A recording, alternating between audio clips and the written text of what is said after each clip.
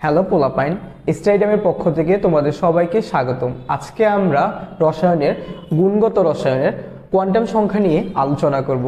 তো কোয়ান্টাম সংখ্যা নিয়ে আলোচনা করার আগে আমাদের যে জিনিসটা জানতে হবে সেটা হচ্ছে কোয়ান্টাম সংখ্যা কী। তো আসো আগে আমরা শিখি কোয়ান্টাম সংখ্যা কী। কোয়ান্টাম বলবিদ্যা অনুসারে পরমাণুর ইলেকট্রনের বা কক্ষপথের শক্তিস্তরের আকার, আকৃতি এবং তাদের ত্রিমাত্রিক বিন্যাস, এমনকি পারমাণবিক সূক্ষ্ম বর্ণালী প্রকাশের জন্য যে সহায়ক চারটি রাশি রয়েছে সেটাই হচ্ছে কোয়ান্টাম সংখ্যা। এখন কোয়ান্টাম সংখ্যা মূলত চার ধরনের। একটা হচ্ছে প্রধান কোয়ান্টাম সংখ্যা, সহকারী কোয়ান্টাম সংখ্যা, চুম্বকীয় কোয়ান্টাম সংখ্যা আর ঘূর্ণন কোয়ান্টাম সংখ্যা। এখন প্রধান কোয়ান্টাম সংখ্যাকে প্রকাশের জন্য ব্যবহার করা হয় n, সহকারী কোয়ান্টাম সংখ্যাকে প্রকাশের জন্য ব্যবহার করা হয় l, এবং চুম্বকীয় কোয়ান্টাম সংখ্যাকে প্রকাশের জন্য ব্যবহার করা হয় m, এবং ঘূর্ণন কোয়ান্টাম সংখ্যাকে প্রকাশের জন্য ব্যবহার করা হয় s। এখন আমরা এই যে বাংলা নামগুলোর পাশাপাশি ইংলিশ টার্মগুলো শিখে নিব। যেমন প্রধান কোয়ান্টাম সংখ্যা, এটাকে ইংরেজিতে বলা হয় প্রিন্সিপাল কোয়ান্টাম নাম্বার। সহকারী কোয়ান্টাম সংখ্যা, এটাকে ইংরেজিতে বলা হয় এজিমুথাল কোয়ান্টাম নাম্বার। চুম্বকীয় কোয়ান্টাম সংখ্যা, এটাকে বলা হয় ম্যাগনেটিক কোয়ান্টাম নাম্বার। ঘূর্ণন কোয়ান্টাম সংখ্যা, যেটা হচ্ছে স্পিন কোয়ান্টাম নাম্বার। এখন আমরা আলাদা আলাদাভাবে প্রত্যেকটা কোয়ান্টাম সংখ্যার প্রকার শিখব। এখন আমরা এন ও এল দুইটা তোমাদেরকে একদম ক্লিয়ার করে বুঝিয়ে দিব। আমরা যদি কোনো একটা প্রতিষ্ঠানের কথা চিন্তা করি তাহলে আমাদের প্রতিষ্ঠানে একজন প্রধান শিক্ষক এবং একজন সহকারী প্রধান শিক্ষক থাকে। এখন একজন প্রধান শিক্ষকের বেতন আর একজন সহকারী প্রধান শিক্ষকের বেতন কখনোই সমান হয় না। নর্মালি কি দেখা যায়? নর্মালি আমরা দেখি যে একজন প্রধান শিক্ষকের বেতন থাকে বেশি। তো আমি যদি ধরি একজন প্রধান শিক্ষকের বেতন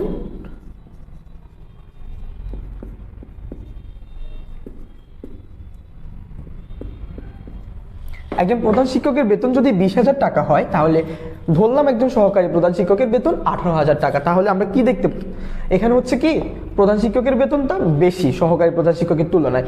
ওই সেম অ্যাজ এখানে আমরা যখন কোয়ান্টাম সংখ্যা দেখব, কোয়ান্টাম সংখ্যাতেও এল এর মান থেকে এন এর মান নর্মালি বেশি হবে। সেটা কিভাবে দেখো, কতটুকু বেশি হবে সেটা আমরা দেখতেছি।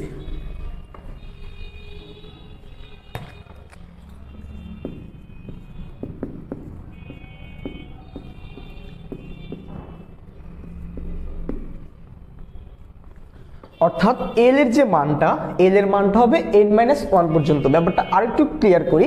যেমন n ইজ ইকুয়াল টু 1 হলে l ইজ ইকুয়াল টু 0 হয়। কেননা আমরা আগে বলছি যে প্রধান শিক্ষকের বেতন যা হবে সহকারী প্রধান শিক্ষকের বেতন তার থেকে কিছুটা কম হবে। আবার যদি n ইজ ইকুয়াল টু 2 হয় তবে l ইজ ইকুয়াল টু 0,1 হয়। কেননা আমরা বলছি এল এর মান হবে n-1 পর্যন্ত। এখন n-1 পর্যন্ত ব্যাপারটা একটু ক্লিয়ার করি। n এর মান যদি 2 হয় তখন 2 থেকে যদি 1 বিয়োগ হয় তখন সেটা হবে 1। সেম অ্যাজ এখানে যেহেতু 2 হয় তবে l ইজ ইকুয়াল টু হয় 0,1। আশা করি এই ব্যাপারটা আমাদের ক্লিয়ার। এবার আমরা এল ও এম এর ব্যাপারটা দেখি। এখানে আমি কি লিখছি? এখানে আমি লিখছি যে এম এর মান এল এর মানের উপর নির্ভরশীল এবং তা হবে -l থেকে 0 সহ +l পর্যন্ত। এখন এই ব্যাপারটা কি দাঁড়ায় সেটা আমি ক্লিয়ার করতেছি। দেখো তখন হচ্ছে কি, যখন l ইজ ইকুয়াল টু 0 হয় তখন m ইজ ইকুয়াল টু 0, কারণ আমরা বলছি যে m এর মান l এর মানের উপর নির্ভরশীল এবং তা -l থেকে 0 সহ +l পর্যন্ত। এখন শূন্যের ধনাত্মক ঋণাত্মক কিছু নাই বিদায় 0 0 জায়গায় বসছে। এখন যখন l ইজ ইকুয়াল টু যখন 1 হয় তখন m ইজ ইকুয়াল টু হবে -1 0 +1। আশা করি ক্লিয়ার। আবার যখন l ইজ ইকুয়াল টু 2 হয় তখন m ইজ ইকুয়াল টু -2 -1 0 +1 +2। এতটুকু আশা করি ক্লিয়ার।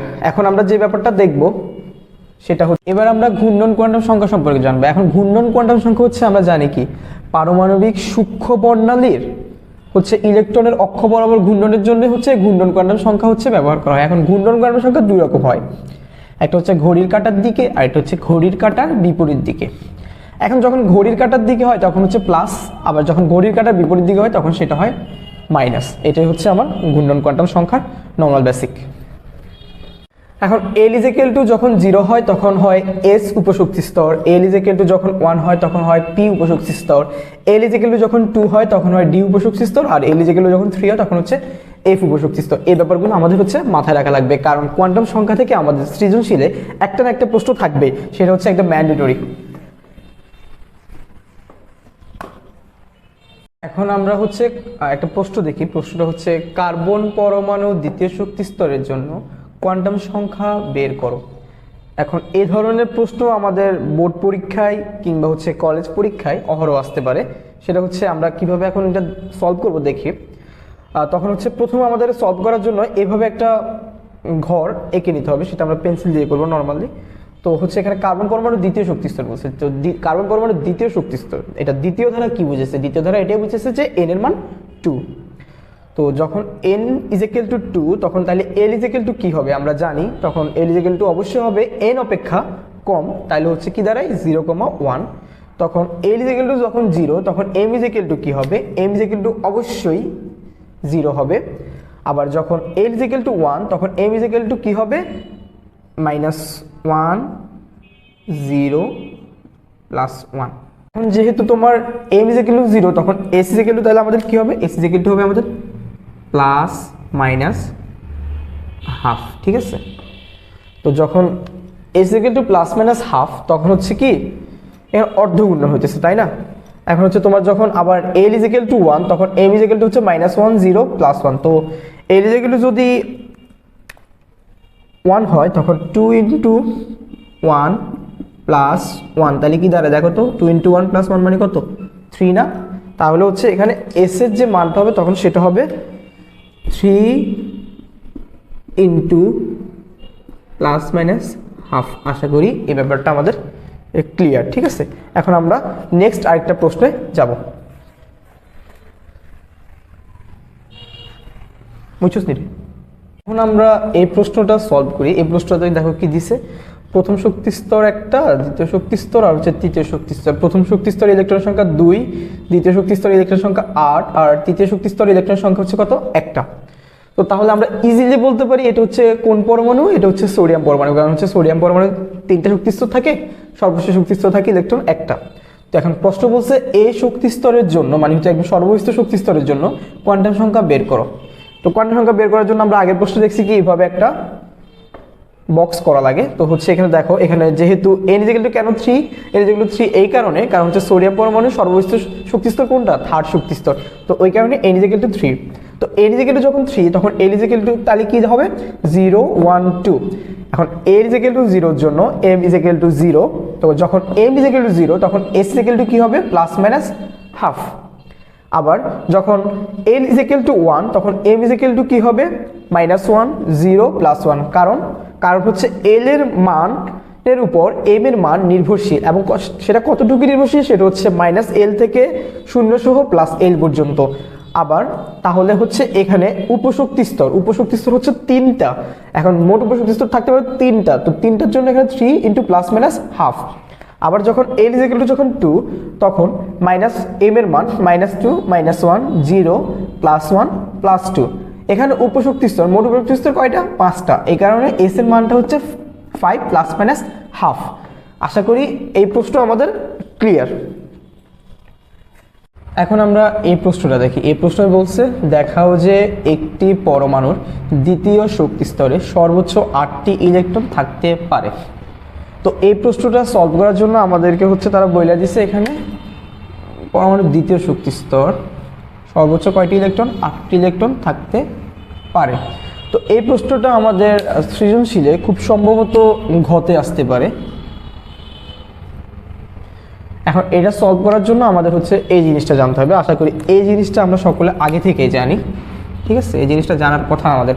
এখানে বলছে যে কোনো প্রধান শক্তি স্তরে সর্বোচ্চ ইলেকট্রন থাকতে পারে 2n² সংখ্যক। তো এখানে আমাদের বলে দিচ্ছে কত? দ্বিতীয় পরমাণুর দ্বিতীয় শক্তি স্তর। তাহলে এখানে n ইজ ইকুয়াল টু 2, যদি আমরা n ইজ ইকুয়াল টু 2 বসাই তখন 2 × 2² দ্যাট মিনস এখানে হচ্ছে 8টি ইলেকট্রন আসে। তাহলে হচ্ছে আমাদের কি এই ক্রাইটেরিয়া ফিল আপ করে ফেলছে। তাইলে আমরা এবার এটা পুরোটা কিভাবে সলভ করব সেটা আমরা দেখব। এবার আমরা সলভ করার সময় যেটা করব সেটা হচ্ছে হুবহু আমরা যে আগে যে প্রবলেমগুলো সলভ করছি সেরকমই, বাট এখানে জাস্ট এক্সট্রা একটা লাইন, সেটা হচ্ছে আমাদেরকে এটাই প্রুভ করা লাগবে যে একটি পরমাণু দ্বিতীয় শক্তি স্তরে সর্বোচ্চ ইলেকট্রন থাকতে পারে 8টি। তো এর জন্য এন এর মান দিয়ে দিছে কত 2, তো এন এর মান 2 এর জন্য এল এর মান হবে 0,1।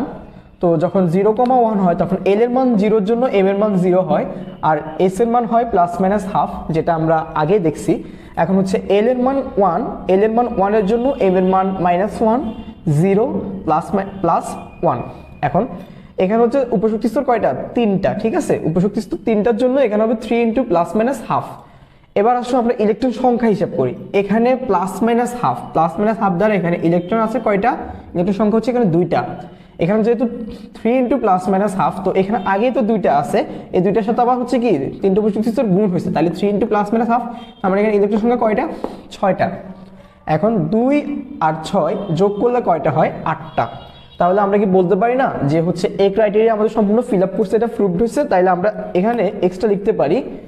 তাহলে আমরা লিখতে পারি না যে হচ্ছে প্রধান শক্তি স্তরে সর্বোচ্চ ইলেকট্রন থাকতে পারে 2n², তাহলে হচ্ছে 2 × 2² 8টি শর্ট। তাইলে হচ্ছে আমাদের এই প্রশ্নটা সলভ করা হয়ে গেছে। আশা করি এই প্রশ্নটা এইভাবে দিলে আমাদের 4 নাম্বার কনফার্ম।